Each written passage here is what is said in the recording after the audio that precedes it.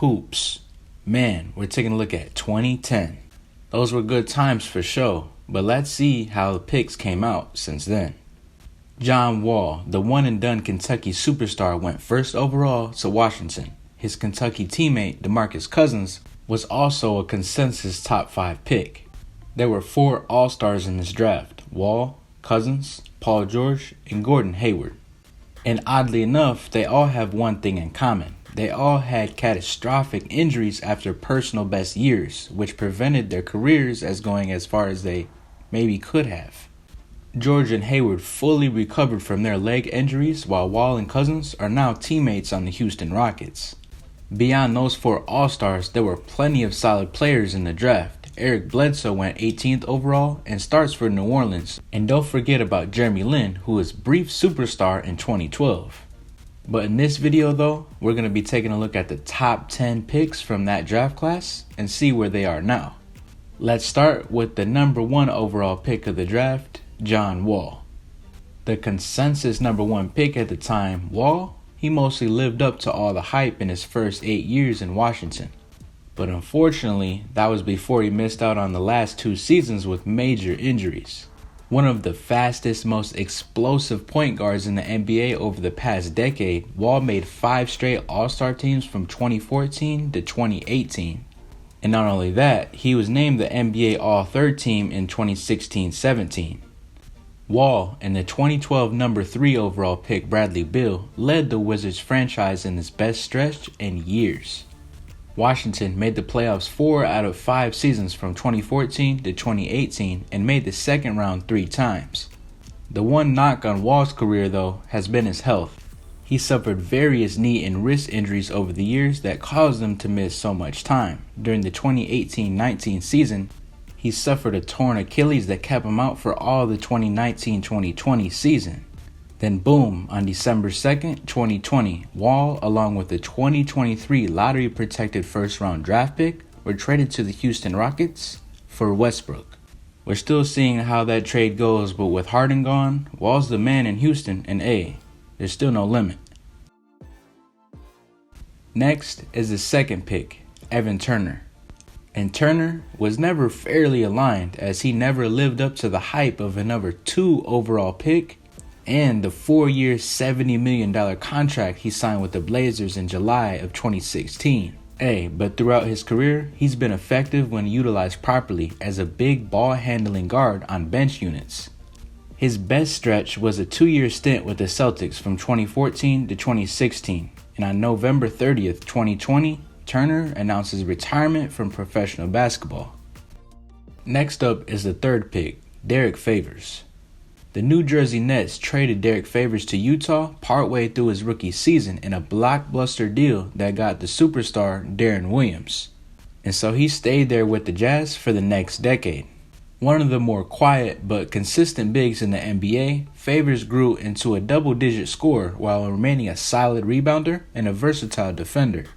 After 9 seasons in Utah, Favors was traded to New Orleans. However, on November 25th, 2020, Favors went back to the Utah Jazz and signed a 3-year $27 million contract. Now we have the 4th pick of the 2010 draft, Wesley Johnson. Drafted by the Minnesota Timberwolves, Johnson never lived up to his billing as a top 5 pick, but he became a solid rotation wing, most notably with the Clippers, where he spent 3 seasons. In 2019, Johnson was waived by his 6th team in the league, the Washington Wizards. So then, Johnson decided to go overseas and sign the league with the Greek Basketball League and the Euro League. We move on to the 5th pick, DeMarcus Cousins. Like his boy John Wall, Cousins had a short peak as one of the most dominant players in the NBA at his position. And that was right before a series of major injuries that left his career in doubt. Heading into the draft, the big man was largely seen as the second most talented player on the board, but concerns about his behavior saw him fall to number 5. And those concerns were for a reason. He always had clash with coaches and management during his time in Sacramento. But his talent was undeniable, and he became a 4-time All-Star with averages of 20.2 points and 10.9 boards per game over 9 seasons. The Kings traded Cousins to the New Orleans Pelicans at the 2017 deadline, so he and Anthony Davis became a dominant frontcourt duo during their short time together, right before Cousins suffered a torn Achilles in January 2018. Then boom, he left New Orleans and went to Golden State, and he spent most of that year rehabbing. He returned in time for the 2019 playoffs but suffered a quad injury during the first round that limited his time on the floor. He did come back during the finals against the Toronto Raptors, but Golden State, they lost. So Cousins went out of there and went to the LA Lakers. During the off-season workout, he suffered a torn ACL and then he never got to play a single game for the Lakers. Then on December 1st, 2020, Cousins signed a one-year contract with the Houston Rockets. We now go to the 6th pick, Ekpe Udoh. Selected by the Golden State Warriors, Udoh was a top 10 pick who never really lived up to the hype, but he hung around for nearly a decade as a capable big. After times in Utah, Milwaukee, and the LA Clippers, Udoh has since played with the Turkish club and Beijing Ducks. Next is the 7th pick, Greg Monroe. Old school big men like Greg Monroe have slowly been phased out of the NBA in recent years. But it shouldn't be overlooked how effective he was at the beginning of his career in Detroit. For 5 of his first 6 seasons, he was a reliable 15-point per game scorer with a variety of effective post moves.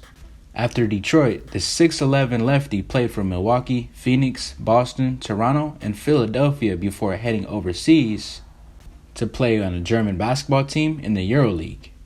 On July 30th, 2020, Monroe signed with the Russian club with the VTB United League. Now on to the 8th pick of the 2010 draft, Farouq Aminu. Aminu was another late bloomer, beginning his career as a journeyman while being bounced around from team to team, from the Clippers to the Hornets to the Mavericks, and establishing himself as an outstanding defender. But he needed to be more consistent on offense and more consistent with his jumper. His career took off in 2015 when he signed a 4-year deal with the Portland Trail Blazers. After that, his shooting improved dramatically, his 3-point percentage jumping from the high 20s to the mid 30s, and he was a consistent starter on 4 straight playoff teams in Portland with Dame and CJ. On July 6, 2019, Aminu signed with the Orlando Magic. But on December 1st, 2019, the Orlando Magic announced that Aminu suffered a torn meniscus in his right knee, and he hasn't been the same since. Next is the 9th pick, Gordon Hayward. After a standout college career at Butler, Hayward went number 9 to Utah. After he started out slow, he eventually developed in one of the West's most consistent scoring wings, and he made his first All-Star team in 2016-2017. That year, he helped the Jazz to their first playoff series win since 2009-10. Hayward left the Jazz that summer to reunite with his college coach Brad Stevens in Boston.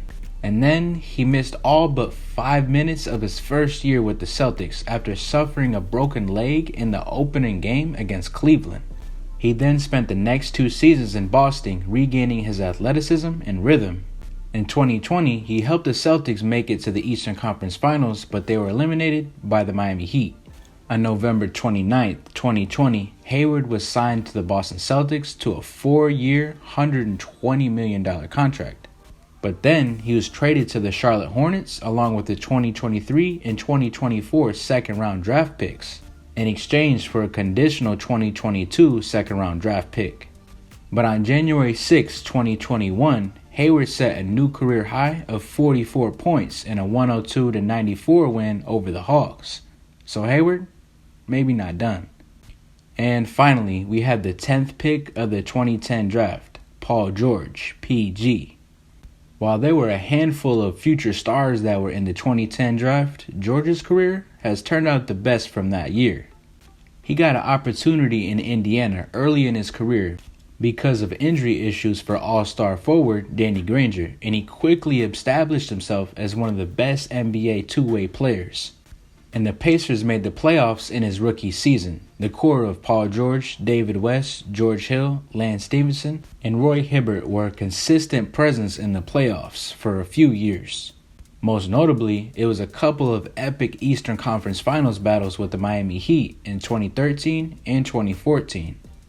George won the Most Improved Player in 2013 and mostly been an all-star NBA level since. He suffered a broken leg in the summer of 2014 at the USA Basketball Exhibition, causing him to miss out on the 2014-15 season. But he picked up where he left off after that. He had one of his best years in 2018-19 with the OKC Thunder, and it was in the MVP conversation until he had shoulder issues. Then, in the summertime of 2019, he and Kawhi Leonard engineered their way to the LA Clippers and helped form one of the premier teams in the Western Conference. And the question was, the Battle of LA. Who is the real best team in LA? Well, after they fell short to the Nuggets, we found out who it was. But PG and Kawhi are back this year. The Clippers are looking good. Hey, the sky is still the limit. Now that does it. Please give a thumbs up, subscribe by the bell to the Sports Plug Nation if you ain't, and as always, thank you for watching.